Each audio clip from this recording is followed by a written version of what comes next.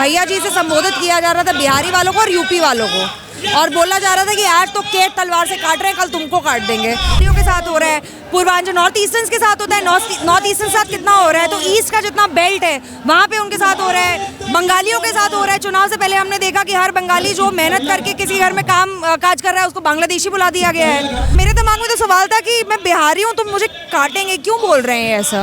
एक भी नेता का अभी सटीक सही जवाब नहीं आया पांडव कुमार के पक्ष में। हमारे सामने ही देखिएगा तो जनता दल यूनाइटेड का ऑफिस है, लेकिन उनके तरफ से अभी ना कोई स्टेटमेंट आया, ना उनका कोई धरना प्रदर्शन है, ना उन्होंने पीड़ित परिवार से मिली। बिहारी है और बिहारी हैं तो जो रक्षक है वही भक्षक गोली मार दे।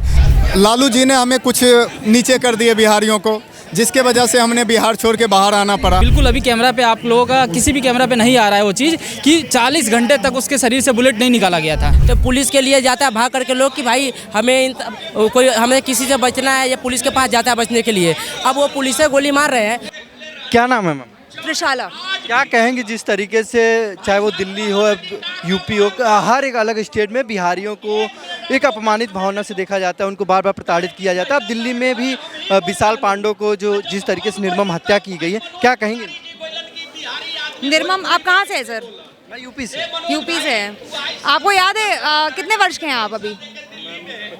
25 साल के हैं, तो आप बहुत यंग होंगे, पता नहीं। अपने माता पिता से पूछिएगा। महाराष्ट्र में ठाकरे परिवार में एक जन्मदिन था, तो वो केक काट रहे थे, बहुत बड़ा केक था वो, बहुत बड़ा केक था वो। उसमें लिखा था भैया जी, भैया जी, उस केक में लिखा था भैया जी से संबोधित किया जा रहा था बिहारी वालों को और यूपी वालों को, और बोला जा रहा था कि आज तो केक तलवार से काट रहे हैं, कल तुमको काट देंगे। तो अब मेरी राजनीतिक शैली 10 साल से ऊपर की है, तो 10 साल पहले भी वही हो रहा था और आज भी वही हो रहा है। तो ये जब तक रिप्रेजेंटेशन और सिस्टमिक चेंज नहीं आएगा, हम इसके बारे में ज़्यादा कुछ कर नहीं सकते हैं। लेकिन आखिर बार बहुत निंदनीय है। आखिर बार बार जैसे जिस तरीके से डाली जा रही है, एक घृणा डाली जा रही है।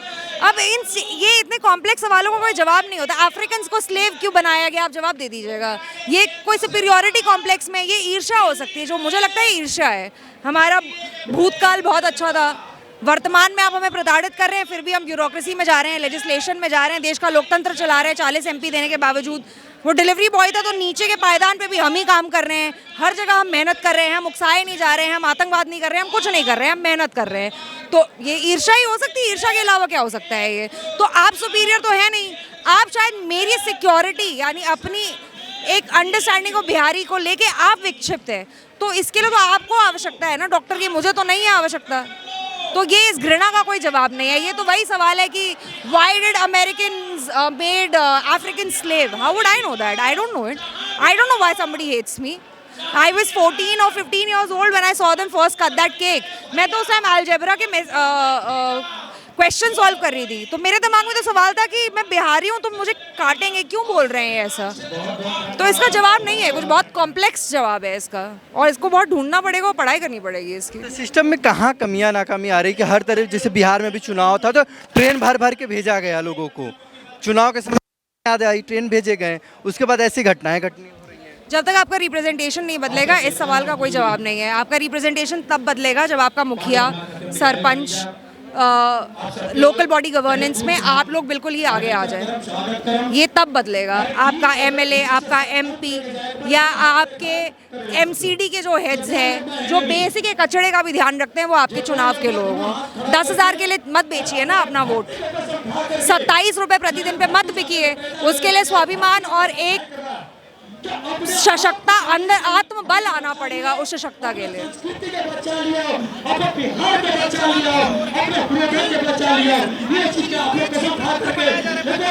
क्षेत्र मुद्दा है, सिर्फ बिहारी नहीं, यूपी वालों के साथ भी होता है। ऐसा नहीं कि सिर्फ बिहारियों के साथ हो रहा है, पूर्वांचल नॉर्थ ईस्टर्न के साथ होता है, नॉर्थ ईस्टर्न के साथ कितना हो रहा है, तो ईस्ट का जितना बेल्ट है वहाँ पे उनके साथ हो रहा है, बंगालियों के साथ हो रहा है। चुनाव से पहले हमने देखा कि हर बंगाली जो मेहनत करके किसी घर में काम काज कर रहा है उसको बांग्लादेशी बुला दिया गया है। तो ये ईस्ट में हो रहा है। सवाल ये है कि ये ईस्ट में पूर्वांचल में क्यों हो रहा है और टारगेट करके क्यों किया जा रहा है, और ये आज से नहीं हो रहा है, आज से 7-8 साल पहले से इसको शुरू कर दिया गया है। क्यों किया गया है और पूर्वांचल से क्या इशू है? क्या हमारे पास मिनरल्स हैं? क्या हमारे पास कुछ, सवाल ये होना चाहिए कि हमारे पास कुछ ऐसा है जो सामने वाले को लूटना है हमसे, क्या है वो? तो उसकी हमें प्रोटेक्शन करनी है और संगठित होना है। आज आप बता दीजिए क्या है? मिनरल्स हो सकते हैं, बहुत कुछ हो सकता है। हमारी धरोहर इतनी स्ट्रांग है, हमारा लिटरेचर इतना स्ट्रांग है, हमारा ज्ञान इतना स्ट्रांग है, तो कुछ भी हो सकता है। वो उसमें मिलावट तो किसी भी तरीके से हो सकती है। क्या नाम है आपका? मुकेश कुमार गुप्ता। क्या कहेंगे जिस तरीके से पांडव कुमार का दिल्ली में हत्या हो जाती है, क्या कहेंगे आप? सबसे पहली जो ये हत्या नहीं है, इसको मर्डर कहा जाता है, क्राइम कहा जाता है, कहीं कि ये मर्डर अंग्रेजी हो गया, हत्या हिंदी। हाँ ठीक है। दूसरी चीज़ ये है कि ये जो आइडेंटिफिकेशन नाम पूछ के जो ये किया गया कि बिहारी है और बिहारी हैं तो जो रक्षक है वही भक्षक गोली मार दे, तो ये बहुत ही निंदनीय है। तो ऐसा नहीं होना चाहिए। दिल्ली को बनाने में हम बिहारियों का बहुत बड़ा भूमिका रहा है। कन कन से जो दिल्ली वाले हैं, हमने बिहारियों ने इस दिल्ली को सींचा है, अपनी खून से सींचा है, और इनको बनाने में बिहारियों की बहुत बड़ी भूमिका है। तो इस तरह से दिल्ली में, राजधानी में, जहाँ पे सेंट्रल गवर्नमेंट, स्टेट गवर्नमेंट, जहाँ पे भाजपा की सरकार है, दोनों जगह, बिहार में भी और दिल्ली सेंट्रल में भी और दिल्ली स्टेट में, तो इस टाइप का क्राइम हो रहा है, तो ये बहुत ही निंदनीय है, ये शोभा नहीं देता है। बिहार में भी अब बीजेपी की सरकार है, दिल्ली में भी बीजेपी की सरकार है, आखिर बिहारियों के साथ ऐसा भेदभाव क्यों किया जाता है? देखिए, ये दिल्ली और बिहार की जो बात कह रहे हैं आप, ये सिर्फ दिल्ली में भेदभाव नहीं है, आप दिल्ली से अलग भी हट जाइए। जैसे कि आप यही मैं कह रहा हूँ कि चाहे वो दिल्ली हो, चाहे वो कोलकाता हो, चाहे वो अरुणाचल प्रदेश हो या मुंबई हो, हर जगह बार बार बिहारी क्यों टारगेट? सबसे पहले तो इसमें लालू जी ने हमें कुछ नीचे कर दिए बिहारियों को, जिसके वजह से हमने बिहार छोड़ के बाहर आना पड़ा। दूसरी चीज़, 20 साल हमारे नीतीश कुमार रहे, 20 साल नीतीश कुमार रहे, लेकिन उन्होंने कुछ भी बिहार में ऐसा कोई काम नहीं किया। ना इंडस्ट्री लगाया, ना शिक्षा पे बात हुई, ना रोजगार की बात हुई, ना पलायन पे बात हुई। कोई भी क्षेत्र में उनका 1% भी योगदान नहीं है, ना काम है, जिसके वजह से बिहारी बाहर जा रहे हैं। जहाँ तक आप बिहारियों की बात कर रहे हैं, बिहारी क्या है, अब जो है हमारे यहाँ से 40 सांसद आते हैं, नेता यदि वो चाह लेंगे, दिल्ली में भी सेंट्रल का है और बिहार में भी चाह लेंगे तो सारे चीज़ हो जाएगा, न्याय मिल जाएगा, सारे कुछ। लेकिन ये हमारे नेता चाह नहीं रहे, उनके बच्चे थोड़े मरे हैं तो आम आदमी मरे तो उन नेताजी को क्या जा रहे हैं। हमारे नेताजी तो भाषण देते हैं, भाई मर ही गया तो क्या होता है। क्या कहेंगे जो जिस तरीके से पांडव कुमार की हत्या हुई है, उसके बाद अब जो जूस है कि एक बिहारी का नाम होकर बिहारी टाइगर, हर बार बार बिहारी क्यों पड़ता? कोई ये नया बात थोड़ी है, ये होता रहेगा, ये रुकने वाला भी नहीं है, ये होता रहेगा। ये तो कह रहे हैं होता रहेगा, रुकेगा नहीं।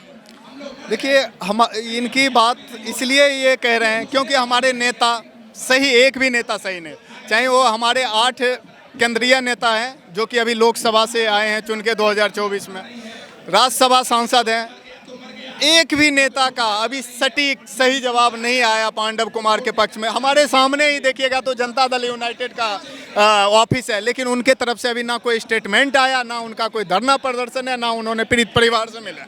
इसी वजह से ये भाई साहब ये कह रहा है। क्या कहेंगे जिस तरीके से एक बिहारी होना, चाहे वो दिल्ली हो, अदर स्टेटों में भी जाता तो अपमानित होता, अब यहाँ दिल्ली में तो उसकी हत्या कर दी गई। बिल्कुल ये सही बात है, क्योंकि यहाँ के लोगों को मानसिकता बना दिया गया है कि बिहारी हो आपको कुछ नहीं समझा जाएगा, ठीक है। और ये हम लोगों ने ही समझाया, ये हम लोगों ने ही उस चीज़ को पावर दिया है।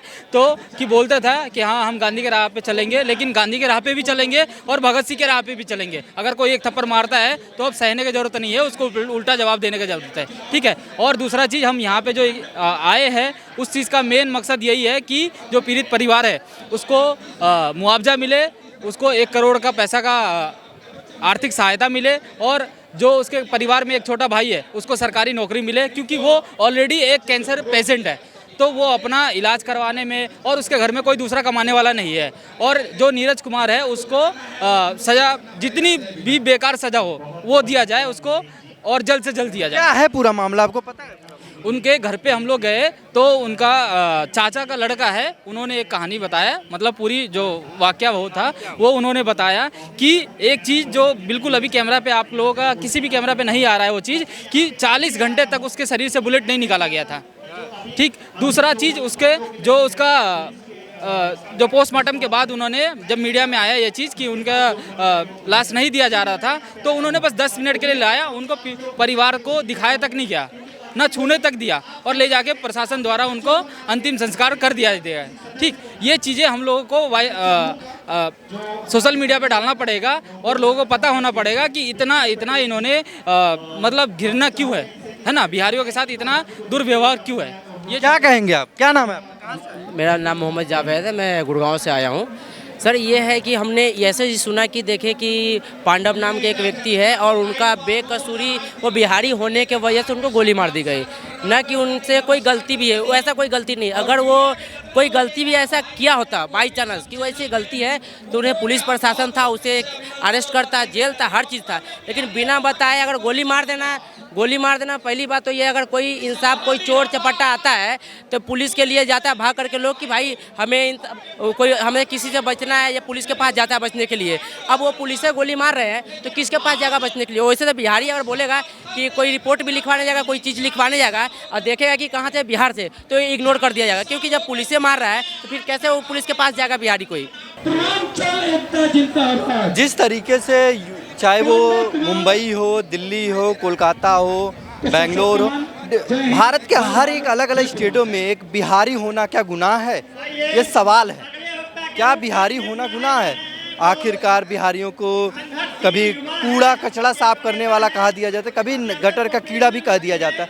आखिर ये कब तक होता रहेगा? इन तमाम सवालों के लिए हमारे साथ बने रहिए। जय हिंद, जय भारत।